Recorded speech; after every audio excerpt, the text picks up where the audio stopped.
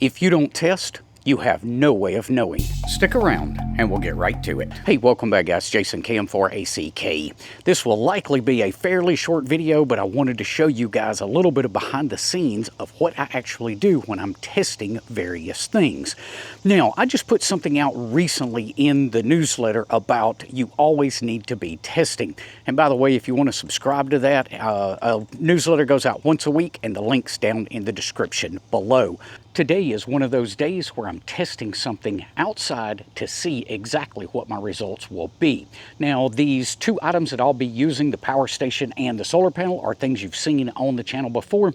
Today's video is not sponsored. It just happens to be what I needed to try to charge up. And these are the exact questions that I want to know the answer to so that when I get into a situation where maybe we're without power for a few days, I can know what to expect. So let's take a look at exactly what we've got. Now, to start off with, it is 8:52 in the morning, and what I'm using is this Oupes Mega 3 power station. This is the 3 kW unit. And right now, I don't know if you're going to be able to see that or not. Man, this glare is hard out here.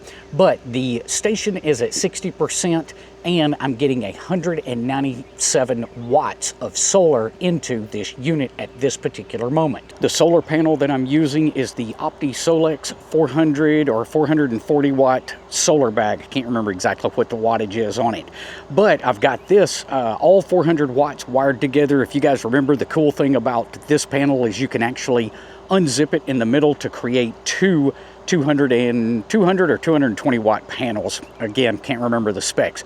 Or you can join it together, wire it in series, and get the full 440 watts out of this. So this is the panel that I'm using, and I want to see if I can get this power station back to full and how long that's going to take me using this panel on a decently sunny day. We've got some kind of high thin clouds in the area, so it's not a perfect day, but the real world isn't perfect, and you don't know what to expect when you get into a situation where you really need it. So this is why I like to run those tests and see what I can sort of expect to get anyway, at least give me an educated guess before a real world event hits.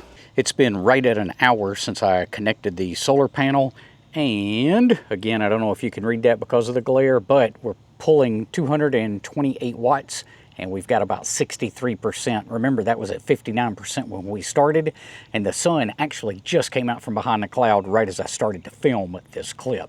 But as you can see by looking into the sky, it's still mostly cloudy. At this point, we've been on solar charge for the last 2 hours, just a couple of minutes more, and we are, you can't see that, at 69%. We're still drawing about 225, or I'm sorry, not drawing, but gaining about 225 watts from the solar panel. And more importantly, we have gotten almost full sun conditions now. So hopefully we can get this charged before the end of the day.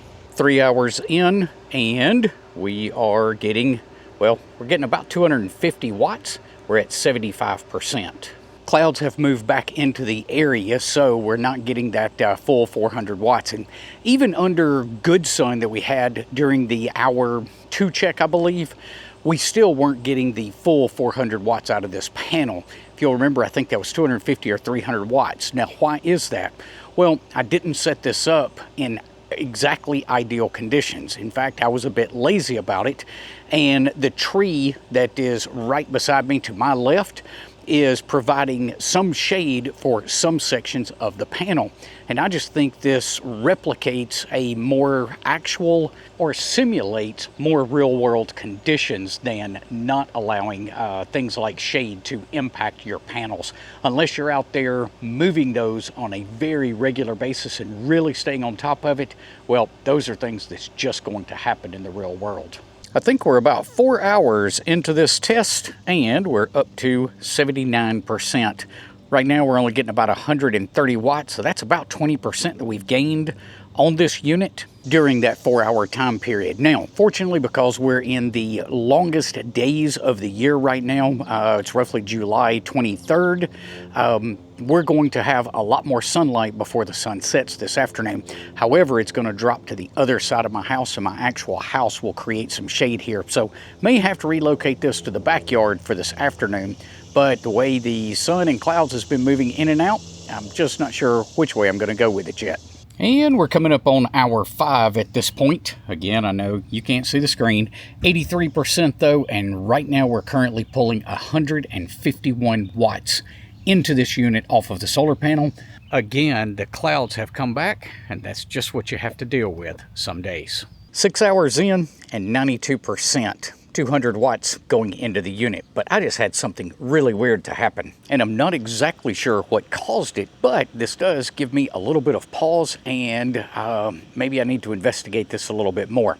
I came out here just now and looked at the unit. The screen was completely blank, so I pushed the button on it and noticed there was no wattage going into the battery, nothing coming off of the solar. However, I was only 92% charged on that battery. As soon as I turned the screen on, I watched the watts coming off the solar panel start to raise up.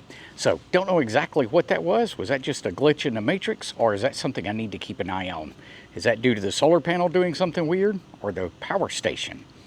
Don't know. Got to keep an eye on that one. If I find anything, I'll probably stick something in the newsletter. If you're not subscribed, you can do so with a link in the description below. 7 hours later, I'm happy to report we have 100% charge. Again, I know you guys can't see that. You're going to have to take my word for it. So there you have it. Roughly 7 hours to bring this 3 kW unit back up to 100%.